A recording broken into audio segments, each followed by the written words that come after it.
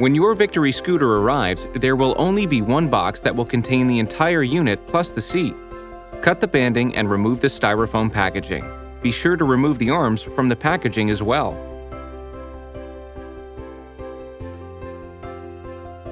When you have removed the unit and all of the components from the box, you can begin to assemble. Note: no tools are required for assembly. Adjust the tiller to the upright position by loosening the adjustment knob. Remove the battery shroud and connect the batteries, and place the battery shroud back in its position.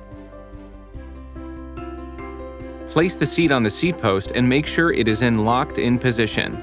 Place the armrest in the receiver and line up the holes in order to pull the small detent pin in place, and then tighten the thumb screw knob. Repeat on the other side. Note: the large detent pin is for the rear accessory receiver. Place the basket on the front of the tiller and remove the sticker and place the key in the key switch. Turn on and test the unit to assure that it works properly, including the front light. Your Victory scooter is now complete.